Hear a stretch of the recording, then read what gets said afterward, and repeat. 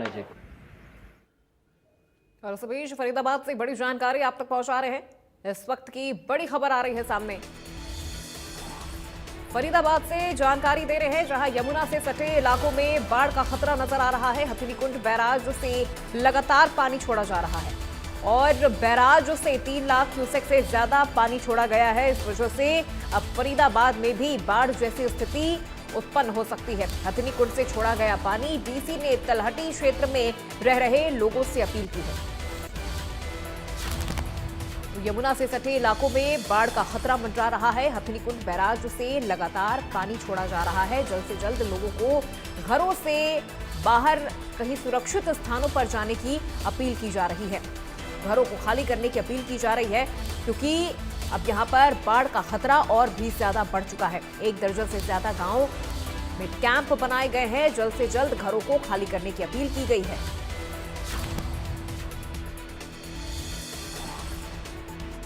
तो जल्द से जल्द घरों को खाली करने की अपील की गई है। फरीदाबाद से जानकारी आपको दे रहे हैं। यमुना से सटे कई इलाकों में बाढ़ का खतरा नजर आ रहा है। हथनीकुंड बैराज से लगातार पानी छोड़ा जा रहा है, जिस वजह से यमुना से सटे इलाकों के लिए अब ये खतरनाक साबित हो रहा है। 1 दर्जन से ज्यादा गांव में कैंप बनाए गए हैं। लोगों से अपील की जा रही है कि वो सुरक्षित जगहों पर चले जाएं, जल्द से जल्द अपने घरों को खाली कर दे, क्योंकि किसी भी वक्त यहाँ पर बाढ़ विकराल रूप ले सकता है। लोगों के घरों तक पानी जा सकता है। तो इसीलिए लोगों से सुरक्षित स्थानों पर जाने की अपील की जा रही है और 1 दर्जन से ज्यादा गांव में कैंप बनाए गए हैं।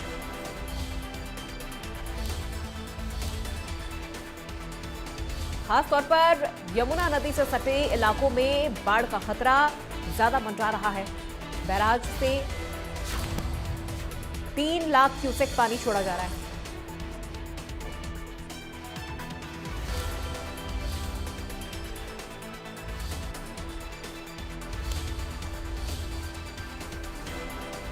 और इसी खबर पे ज्यादा जानकारी के लिए फरीदाबाद ब्यूरो चीफ देवेंद्र कौशिक हमारे साथ जुड़ चुके हैं फोन लाइन पे।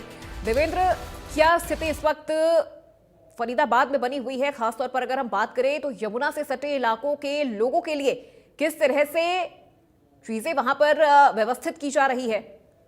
बिल्कुल, देखिए, यमुना में लगातार बाढ़ का खतरा बना हुआ है। ऐसे में हथनीकुंड बैराज से जो 3,30,000 क्यूसेक पानी छोड़ा गया है, वो अगले 48 घंटे में फरीदाबाद की सीमा में पहुंचने की उसकी आशंका है और इसी को देखते हुए प्रशासन अलर्ट पर है। और इसी के चलते एक दर्जन से भी ज्यादा गांवों में कैंप बनाए गए हैं, जहां लोगों को रखा जाएगा।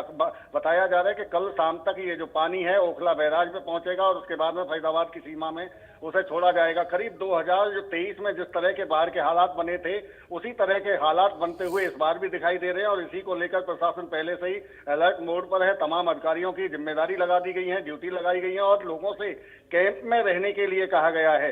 घरों को, मकानों को खाली करने के लिए उनसे बोला गया है। अगर उनसे अभी फिलहाल अपील की गई है, अगर वो घरों को खाली नहीं करते हैं तो उन्हें फिर वहां से जबरदस्ती रेस्क्यू भी किया जाएगा। उनका डीसी की तरफ से साफ निर्देश दे दिए गए हैं। तमाम अधिकारियों की जिम्मेदारी लगा दी गई है। कैंप में रहने से लेकर खाने पीने की व्यवस्थाएं भी प्रशासन की तरफ से की जा रही हैं। तो ऐसे में अब अलर्ट मोड पर पूरी तरह प्रशासन दिखाई दे रहा है। जी अपूर्वा। ठीक है, बिल्कुल, बहुत शुक्रिया देवेंद्र इस पूरी जानकारी के लिए।